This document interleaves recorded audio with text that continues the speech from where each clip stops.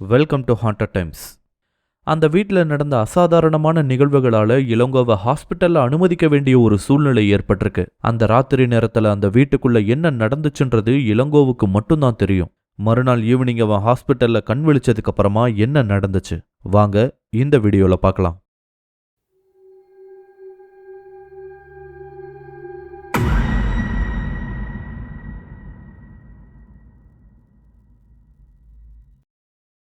மறுநாள் ஈவினிங் தான் கண் விழிச்சான் இளங்கோ. தலையோட பின்பகுதியில பலமா அடிபட்டிருந்ததன் காரணமா அவனோட தலையில ஒரு பெரிய கட்டு போடப்பட்டிருந்துச்சு. கண் விழிச்சதும் அந்த வலியை தான் முதல்ல அவன் உணர்ந்தான்.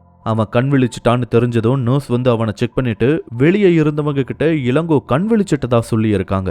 இதை தெரிய வந்ததும் அங்க இருந்த கான்ஸ்டபிள் ஒருத்தர் உடனடியா இந்த விஷயத்த இன்ஸ்பெக்டர் கிட்ட சொல்லவும் அடுத்த அரை மணி நேரத்துல இன்ஸ்பெக்டர் அங்க வந்து சேர்ந்தாரு. வந்தவரு இளங்கோவோட நிலைமைய பார்த்துட்டு, சரி நீ ரெஸ்ட் எடுத்துக்கோ இளங்கோ, எதுவா இருந்தாலும் காலையில பேசிக்கலான்னு கிளம்ப போனாரு. ஆனா இளங்கோ இருங்க சார்னு சொல்லி அன்னைக்கு அவனுக்கு நடந்த எல்லாத்தையுமே அவன் சொல்ல ஆரம்பிச்சான். முதல் நாள் ராத்திரி போலீஸ் ஸ்டேஷனுக்கு வந்த காலை அவன் அட்டன் பண்ணதில் ஆரம்பிச்சு கடைசியா அவன் தடுமாறிட்டே வெளியே வந்து விழுந்தது வரைக்கும் எல்லாத்தையுமே சொல்லி இருக்கான் இளங்கோ. அவன் சொன்ன எல்லாத்தையும் ஒரு குழப்பமான மனநிலையோடையே கேட்டுக்கிட்டு இருந்தாரு அந்த இன்ஸ்பெக்டர். இளங்கோ சொல்றத நம்பவும் முடியல, நம்பாம இருக்கவும் முடியல. ஏன்னா அவன் மயக்கமா இருந்த அந்த ஒரு நாள் அவர் தெரிஞ்சுக்கிட்ட விஷயங்கள் அந்த மாதிரியானதா தான் இருந்துச்சு. இதை பத்தி அவர் யோசனையில இருக்கும்போதுதான் அவர்கிட்ட இளங்கோ அந்த கேள்வியை கேட்டான். நான் மயக்கம் அடைஞ்சதுக்கு அப்புறம் என்ன சார் நடந்துச்சு? கடைசியா ஏதோ வெடிச்ச மாதிரி சத்தம் கேட்டதா ஞாபகம். அப்புறம் அங்க என்ன ஆச்சு சார்னு கேட்டதுக்கு கொஞ்ச நேரம் அதை சொல்லலாமா வேணாமான்னு யோசிச்சவரு அதை சொல்ல முடிவெடுத்தாரு. தாமஸோட வீடுதான் இளங்கோ வெடிச்சு எரிஞ்சிருச்சு. எப்படின்னு தெரியல, சம்ஹவ் அந்த வீட்டுல இருந்த எல்லா பொருளுமே எரிஞ்சு சாம்பலாகிடுச்சு இளங்கோ. இப்போ வெறும் எரிஞ்சு போன செவுரு மட்டும்தான் அந்த இடத்துல நின்னுகிட்டு இருக்குன்னு சொன்னாரு. இதை கேட்ட இளங்கோ, ஒருவேளை சிலிண்டர் ஏதாவது வெடிச்சிருக்குமா சார்னு கேட்டதுக்கு, இல்ல இளங்கோ, அதை விட வேற ஏதோ ஒன்னு பெருசா வெடிச்சிருக்கு. That is something strong and something big. ஏன்னா அங்க ஏற்பட்ட இம்பாக்டை பார்க்கும்போது சிலிண்டர் வெடிச்சதால மட்டும் அது ஏற்பட்டிருக்க முடியாதுன்னு எனக்கு தோணுதுன்னு சொன்னாரு. இந்த ஒரு தகவலை கேட்டதும் இளங்கோவுக்கு அடுத்த நினைவுக்கு வந்தது அந்த வீட்டுக்குள்ள இருந்த உடல்கள் தான். சார், அப்போ உள்ள இருந்த பாடிஸ்க்கு என்னாச்சுன்னு கேட்டதுக்கு இன்ஸ்பெக்டர் ஒரு சலிப்போடையே ஒரு பாடி கூட கிடைக்கல இளங்கோன்னு சொல்லியிருக்காரு. சார், நான் அந்த 4 பாடியும் கண்ணால பார்த்தேன் சார். நான் மேலே போயிட்டு கீழே திரும்பி வரும்போது என்னை பார்த்த மாதிரி அந்த உடல்களோட தலை திரும்பி வர இருந்துச்சுன்னு பதட்டமா சொல்லி முடிச்சான். இளங்கோ, நீ பார்த்தது எதையுமே நான் பொய்ன்னு சொல்ல வரல, பட் எரிஞ்சு போன அந்த வீட்டில் பாடி எதுவும் கிடைக்கலன்னு தான் நான் சொல்றேன்னு சொன்னாரு. மேபி அந்த ஃபயர்ல முழுசுமா அவங்களோட பாடி எரிஞ்சிருச்சோன்னு சந்தேகப்படுறோம். ஆனா அதுலயும் பல கேள்விகள் இருக்கு. பசங்க 2 பேரோட பாடி கூட அதிகப்படியான வெப்பத்துல எரிஞ்சு சாம்பல் ஆயிடுச்சுன்னு வச்சுக்கலாம். ஆனா மத்த 2 பேர், அதாவது தாமஸ் அண்ட் தாமஸோட மனைவி 2 பேருமே வெல் க்ரோன் அடல்ட்ஸ். அவங்களோட உடல்ல இருக்க எலும்புகள் எல்லாம் கண்டிப்பா பலமானதா தான் இருக்கும். அப்படி இருக்கும்போது அவங்களோட எலும்புகள் கூட கிடைக்காம போனது தான் இதுல ரொம்ப ஸ்ட்ரேஞ்சா இருக்குன்னு சொன்னாரு. இப்ப வரைக்கும் இன்ச் பை இன்ச் அந்த இடத்துல தேடிக்கிட்டு தான் இருக்காங்க, பட் ஸ்டில் நோ க்ளூஸ்னு சொல்லி முடிச்சாரு இன்ஸ்பெக்டர். இதை கேட்டுட்டு கொஞ்ச நேரம் யோசிச்சவன் திடீர்னு ஏதோ ஞாபகம் வந்த மாதிரி, சார் அந்த வீட்டில் இருந்து ஒரு டைரி எடுத்தேன் சார், அது ஜோசப் கிட்ட தான் கொடுத்துருக்கேன், அதை வாங்கி படிச்சா ஏதாவது க்ளூ கிடைக்குமோன்னு சொல்லிக்கிட்டு இருக்கும்போதே கையில இருந்த ஒரு ஃபைல்குள்ள இருந்து அந்த டைரியை வெளியே எடுத்து காட்டினாரு இன்ஸ்பெக்டர். நேற்று நைட்டே இது என்னோட கைக்கு வந்துருச்சு இளங்கோ. அண்ட் இந்த டைரியை மட்டும் நான் படிக்கலனா நீ சொன்னது எல்லாத்தையும் நான் நம்பி இருக்கவே மாட்டேன்னு சொன்னாரு அந்த இன்ஸ்பெக்டர். சொன்னவர் கையில் இருந்த டைரியை அவன்கிட்ட கொடுத்து, இதை நீயே படிச்சு பாரு, ஒருவேளை உன்னால மட்டும்தான் இந்த விஷயத்துல என்ன நடக்குதுன்னு முழுசா ஒரு பிக்சரை டிரா பண்ண முடியுமோ என்னமோ. ஸோ ஜஸ்ட் ட்ரை இட்னு சொல்லிட்டு ஒரு கவர்ல போடப்பட்டிருந்த அந்த சிகப்பு கலர் டைரியை அவனோட பெட்க்கு பக்கத்துல இருந்த ஒரு சின்ன டேபிள்ல வச்சுட்டு இன்ஸ்பெக்டர் அங்கிருந்து கிளம்பி இருக்காரு.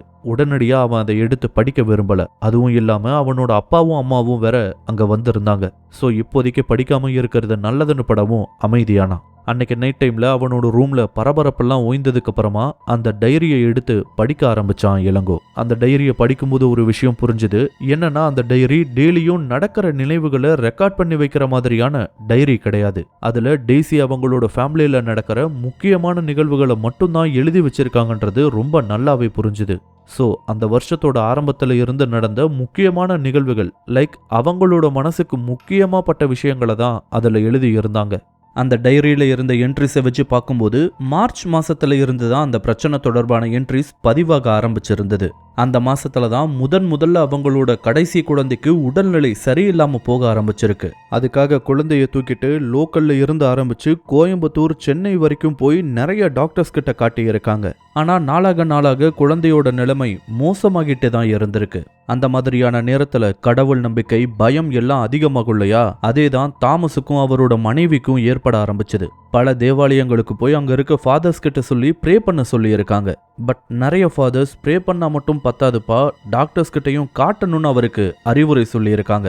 ஆனா பல டாக்டர்ஸ் கிட்ட காட்டியும் எதுவும் நடக்காததால தாமஸ் அதை கேட்க மறுத்திருக்காரு.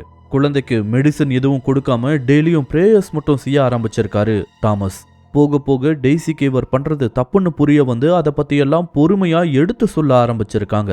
ஆனா தாமஸ் அதை கேட்கிற மனநிலையவெல்லாம் எப்பவோ தாண்டி இருந்தாரு. அப்படி இருக்கும்போதுதான் சரியா 1.5 மாசத்துக்கு முன்னாடி அந்த குழந்தை இறந்து போயிருக்கு. இந்த சம்பவம் நடந்தது ஆகஸ்டோட எண்ட்ல.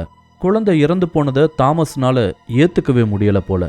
இறுதி சடங்கெல்லாம் முடிஞ்சு குழந்தைய புதைச்சிட்டு வந்ததுக்கு அப்புறமும் he was not accepting the truth. தாமஸ அவரோட மனைவி டெய்ஸி எவ்வளவோ கன்வின்ஸ் பண்ணியிருக்காங்க போல, ஆனாலும் நோ யூஸ். இது நடந்து கொஞ்ச நாளைக்கு அப்புறம் இறந்து போன நம்மளோட குழந்தைய உயிரோட கொண்டு வர போறேன்னு சொல்ல ஆரம்பிச்சிருக்காரு தாமஸ். அதுக்கு பயந்து போய் என்ன உளறீங்கன்னு டெய்ஸி கேட்டதும் நம்மளோட குழந்தைய திரும்பியும் உயிரோட கொண்டு வருவேன்னு சொல்லியிருக்காரு தாமஸ். அதுக்கப்புறம் தான் ஆரம்பிச்சிருக்கு அந்த டார்க் ரிச்சுவல்ஸ் எல்லாமே.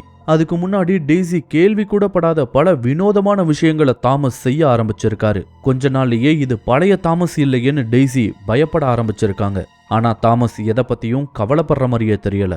கடைசியா எழுதப்பட்டிருந்த தகவலின்படி தாமஸ் நரபலி கொடுக்க இருந்திருக்காரு போல. ஆனா அதுக்கு யாரை சூஸ் பண்ணாருன்னு தான் தெரியல. அதுக்கு பயந்து தான் டெய்ஸி அவங்களோட டைரியில என் உயிரை விடுவதுதான் இதற்கு தீர்வு என்றால் நான் தயார், ஆனால்னு எழுதி ஒரு கேள்விக்குறியோடு அதை முடிச்சிருந்தாங்க. ஸோ டெய்ஸியை பொறுத்த வரைக்கும் அவங்கள கொன்னா கூட பரவாயில்ல. ஆனா இதுக்காக மற்ற 2 பசங்கள்ல யாரையாவது கொன்னுட்டா என்ன பண்றதுன்ற பயம் அவங்களுக்கு இருந்திருக்கு போல. அதுதான் அந்த டைரியில கடைசியா எழுதப்பட்டிருந்த விஷயம். அதுக்கப்புறம் எந்த விதமான பதிவுகளும் அதுல இடம்பெறவே இல்லை. இதை படிச்சு முடிக்கும்போது நடுவுல மிஸ் ஆன அந்த பார்ட்டை தவிர்த்து ஒரு கிளியர் பிக்சர் அவனுக்கு புரிஞ்சுது. படிச்சதையெல்லாம் வச்சு என்ன நடந்திருக்கலான்னு அவன் ஒரு பிக்சரை கிரியேட் பண்ணான்.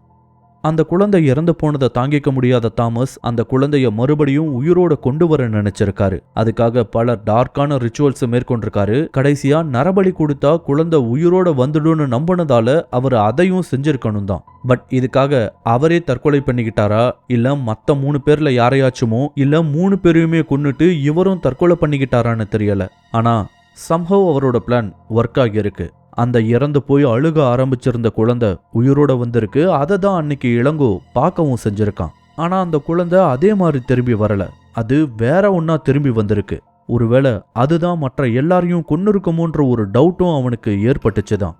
அது சரி, எப்படி அவங்களோட உடல்கள் எல்லாம் அந்த டைனிங் டேபிளுக்கு வந்துச்சு? ஒண்ணுமே புரியல. ஒருவேளை அந்த சமயத்துல தான் நாம உள்ள போயிட்டோமோன்னு தோணி இருக்கு இளங்கோவுக்கு. அதனாலதான் அவனால அங்க நடந்ததையெல்லாம் பார்க்க முடிஞ்சிருக்கு போல. அந்த டைரியை படிச்சு முடிச்சு அதெல்லாம் யோசிச்சதுக்கு அப்புறம் அன்னைக்கு ராத்திரி அவனுக்கு தூக்கமே வரல. அங்க நடந்த விஷயங்களை பத்தியே, குறிப்பா கடைசியா பார்த்த அந்த மான்ஸ்டரை பத்தி தான் அவனுக்குள்ள ஓடிக்கிட்டே இருந்துச்சு. மறுநாள் காலையில முதல் வேளையா இன்ஸ்பெக்டருக்கு தான் கால் பண்ணான். அவரும் 1 மணி நேரத்துல அங்க வர்றதா சொன்னாரு. வந்தவர்கிட்ட என்ன நடந்திருக்கலான்றத பத்தி, அதாவது அவன் பார்த்ததை வச்சும் அந்த டைரியில படிச்சதை வச்சும் அவனோட வெர்ஷன் ஆஃப் இன்சிடென்ட்டை சொல்ல ஆரம்பிச்சான் இளங்கோ. இன்ஸ்பெக்டர்னால அப்பையும் அங்க நடந்ததை முழுசா ஏத்துக்கவே முடியல. அந்த டைரியில எழுதி இருக்கிறது நீங்க சொல்றது எல்லாமே ஓகே இளங்கோ, ஆனா இதை எப்படி நம்மளால எஃப்ஐஆர்ல எழுத முடியும்? அது மட்டும் இல்லாம இதுக்கு எந்த விதமான எவிடன்ஸும் நமக்கு கிடைக்கலையே. அந்த டைரியிலையும் இது சம்பந்தமா எந்த விதமான முழுமையான தகவல்களும் இல்லையே. நீங்களே கொஞ்சம் யோசிச்சு பாருங்க. நீங்க சொன்னதையெல்லாம் நான் நம்பலாம், எனக்கு மேல இருக்கவங்க இதை நம்புவாங்களா? இதுவே இந்த இன்சிடென்ட் ரொம்ப இன்டீரியர் பார்ட்ல நடந்திருப்பதால தான் இப்போ வரைக்கும் வெளியே தெரிய வரல. ஒருவேளை மீடியா அட்டென்ஷனுக்கு மட்டும் இது போச்சுன்னா நிலைமை என்னன்னு யோசிச்சு பாருங்க. It will be a chaos இளங்கோன்னு சொல்லி முடிச்சாரு அந்த இன்ஸ்பெக்டர். இளங்கோவுக்கு அவர் சொன்னது பல வகைகள்ல சரியா தான் தோணுச்சு. கொஞ்ச நேரம் யோசிச்சவனுக்கு கடைசியா ஒரு ஐடியா கிடைச்சது. என்ன ஐடியான்னா, சார் கடைசியா ஒரே ஒரு விஷயத்துக்கு மட்டும் நீங்க பெர்மிஷன் கொடுங்கன்னு கேட்டான் இளங்கோ. என்னன்னு கேட்டதுக்கு, சார் தாமஸோட கடைசி குழந்தை இறந்து போனதுல இருந்து தான் இந்த பிரச்சனைகள் எல்லாம் அந்த வீட்டில் ஆரம்பமாச்சு. நான் அந்த வீட்டில் பார்த்தது கூட அந்த இறந்து போன குழந்தைய தான் நினைக்கிறேன். ஸோ ஒரே ஒரு முறை அந்த குழந்தை புதைச்ச இடத்தை தோண்டி பார்க்கலாமா? அதுக்கு நீங்க பெர்மிஷன் கொடுக்கணும். அங்க என்ன ரிசல்ட் கிடைக்குதுன்றதை பொறுத்து நீங்க என்ன வேணா முடிவெடுத்துக்கோங்கன்னு சொன்னா இளங்கோ. ரொம்ப நேரம் யோசிச்சவரு கடைசியா அதுக்கு ஓகே சொன்னாரு. அன்னைக்கே அதுக்கான ஏற்பாடுகள் நடந்துச்சு. ஜோசப் கிட்ட அந்த குழந்தைய எங்க புதைச்சாங்கன்னு கேட்டு அந்த இடத்துல தோண்டவும் ஆரம்பிச்சாங்க. அதை நேரடியா பார்க்க இளங்கோவும் அங்க வந்திருந்தான். 3 பேர் அரை மணி நேரம் கிட்ட தோண்டதுக்கு அப்புறமா அந்த குழந்தைய புதைச்ச அந்த சின்ன சவப்பெட்டி அவங்களோட கண்களுக்கு தென்பட்டுச்சு. அதை வெளியே கொண்டு வந்து அதை ஓபன் பண்ணி பார்த்தவங்களுக்கு ஷாக் தான் காத்து இருந்துச்சு. ஏன்னா அந்த சவப்பெட்டியில அந்த குழந்தையோட உடல் இல்ல. 2 பெரிய கற்கள் மட்டும் அந்த சவப்பெட்டியில போடப்பட்டிருந்துச்சு. இதை பார்த்ததும் ஜோசப் உட்பட எல்லாருமே அதிர்ந்து போனாங்க. இளங்கோ மட்டும் பல அர்த்தங்களோட இன்ஸ்பெக்டரை பார்த்தான். அவரும் ஷாக்கான மனநிலையோட அவரை பார்த்துக்கிட்டு இருந்தாரு. அடுத்த 2 நாட்களுக்குள்ள நடந்ததையெல்லாம் ஒரு ரிப்போர்ட்டா எழுதி எஸ்பி ஆஃபீஸ்க்கு கொண்டு போனாங்க இன்ஸ்பெக்டரும் இளங்கோவும். அந்த கேஸை பத்தி ஏற்கனவே தெரிஞ்சு வச்சிருந்த எஸ்பி அந்த வித்தியாசமான கேஸ் ரிப்போர்ட்டை படிச்சுட்டு அவர் சொன்ன முதல் விஷயம், இதை எப்படி நம்புறது, வாட் இஸ் த ப்ரூஃப்னு கேட்கும்போது தான் இளங்கோ தன்னோட எக்ஸ்பீரியன்ஸை சொன்னான். அதெல்லாம் ஓகே தான் சார், இதை எப்படி ஏத்துக்க முடியும்னு கேட்டாரு. இதுக்கு இன்ஸ்பெக்டராலையும் இளங்கோவாலையும் எந்த விதமான பதிலையும் சொல்ல முடியல. தொடர்ந்து இறந்து போனவங்களோட ஃபேமிலியில இருந்து யாராவது பிரச்சனை பண்ணாங்களான்னு எஸ்பி கேட்கும்போது அதுக்கு இன்ஸ்பெக்டர், தாமஸ் கல்யாணம் பண்ணிக்கிட்டது ஒரு கிறிஸ்டியன் பொண்ணு சார். அவர் அவங்கள கல்யாணம் பண்ணிக்கிட்டதுக்கு அப்புறமா மதம் மாறி இருக்காரு. ஏற்கனவே வேற மதத்து பொண்ணை கல்யாணம் பண்ணதால ரிலேட்டிவ்ஸ் கோவத்துல இருந்திருக்காங்க. அண்ட் இவரும் மதம் மாறினது தெரிஞ்சதும் நிறைய பேருக்கு பிடிக்காம போயிருக்கு. அதனால தாமஸ் கூட இருந்த கான்டாக்ட நிறைய பேர் குறைச்சிக்கிட்டாங்கன்னு சொல்லி இருக்காரு. இருந்தாலும் சில நபர்களை கான்டாக்ட் பண்ண ட்ரை பண்ணிட்டு இருக்கோம் சார், ஆனா அதுவும் பாசிட்டிவா முடியும்னு நம்பிக்கை இல்லை சார்னு சொல்லி இருக்காங்க. கொஞ்ச நேரம் யோசிச்ச எஸ்பி, அப்போ அந்த பொண்ணோட ரிலேட்டிவ்ஸ் யாராவது வந்தாங்கன்னு கேட்டதுக்கு அவங்கள பத்தியும் இப்போ வரைக்கும் சரியா எந்த தகவலும் கிடைக்கல சார், அவங்களையும் கான்டாக்ட் பண்ண நாங்க ட்ரை பண்ணிக்கிட்டு தான் இருக்கோம்னு சொன்னாங்க.